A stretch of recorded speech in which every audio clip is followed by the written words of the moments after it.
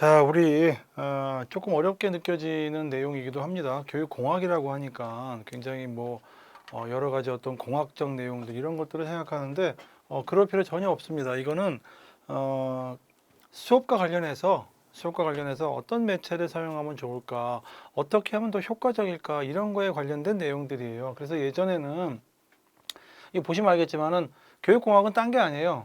효과적이고 효율적, 매력적, 이렇게 이루어져야 되죠. 수업이라는 게. 이렇게 이루어질 수 있도록 하기 위해서 어떻게 적절히 잘 활용할까? 여기에 관련된 내용들이에요. 보면. 최근에는 많이 주목받고 있습니다. 주목받고 있는데, 교육공학을 그전에는 여러 가지 용어들이 있어요. 그래서 예전에 보면 여기 교수공학이라는 표현도 썼어요. 교수공학. 가르치는 거에 관련된 어떤 공학적이다라고 쓰이기도 했는데 또 어떤 사람은 또 학습공학 이렇게 사용하기도 했다라고 해요. 근데 지금은 그냥 교육공학, 교육과 관련된 공학이다라고 해서 이렇게 어느 정도 좀 합의를 이루어지고 있다 이렇게 보시면 돼요. 그래서 여기 보면 알겠지만은 주로 이제 효과적인 교수학습 있죠. 이거를 하기 위해서 뭔가 효율적으로 활용하자. 또 여기에 관련된 이론과 실제들 있죠. 이런 것들에 관련된 내용들이지 굉장히 무슨 수학적 계산을 필요로 이런 거 아닙니다. 보면. 그래서 교수 이론이라는 게 있고 교육 공학이라는 게 있다.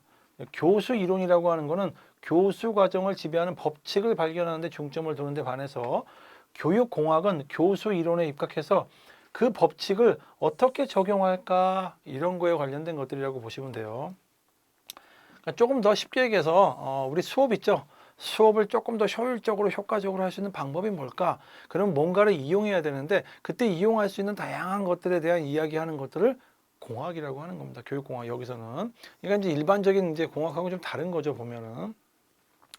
그 여기 보면 교육에서의 테크놀로지라고 하는데 쉽게 얘기해서 매체를 잘 이용하는 것들이 좀 크다. 여기까지만 외울 필요는 없습니다. 이전에 교육공학이 등장을 했고 이런 거는 전반적으로 공부할 때 읽어보면 당연히 도움이 되겠죠. 도움이 되는 건데 뭐 이렇게 처음에는 이렇게 시작됐대요. 처음에는 아무래도 교육공학이 어떻게 발전했는가를 보면은 처음에는 이렇게 시각교육이라고 하죠. 비주얼 에듀케이션이라고 해가지고 시각과 관련된 내용들이죠. 그래서 시각적으로 매체를 교육에 좀 활용하자라고 해서 처음에는 시각교육에서 비주얼 에듀케이션 아마 이렇게 시작을 했던 것 같아요. 보면.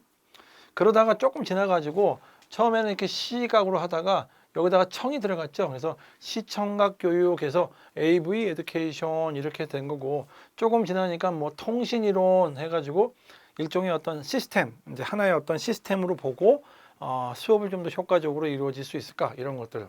그 나중에는 시청각 교육, 통신이론 이렇게 하다가 나중에 교수공학, 그다음에 교육공학 이렇게 변천했다 이거예요. 이거는 크게 중요하다라고 보기는 어렵고 이렇게 해서 시작이 됐구나.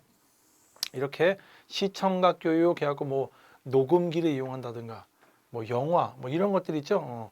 근데 예전에는 주로 학교라기보다는 최근에는 이렇게 모의 비행 훈련, 작전 지휘 주로 이제 전투 전쟁과 관련된 것들 있죠. 여기에도 활용이 되고 있죠. 시청각 교육 많이 들어보셨죠? 시청각 교육.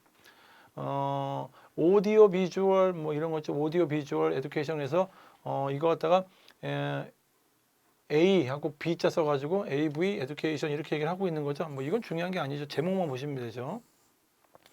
그러다가 이제 시청각, 오디오 비주얼 한 다음에 에듀케이션에다가 커뮤니케이션이라고 했죠. 커뮤니케이션이라는 거는 송신자가 있고 교수자나 교재로부터 수신자인 학습자에게로 정보가 어떻게 전달되는가, 정보가 전달되는 전체적인 과정에 관심을 갖게 되면서 조금 더 확대가 된 거죠. 그래서 커뮤니케이션 이렇게 이야기를 한 거고 요거는 예전에 좀 한번 이제 출제가 된 적이 있었는데 쉽게 얘기해서 이제 커뮤니케이션의 전체적인 관계가 곧 교육공학 아니겠느냐 해가지고 그때는 여기서 보면 알겠지만은 센더라는 게 뭔가 이렇게 보내주는 거잖아요. 메시지가.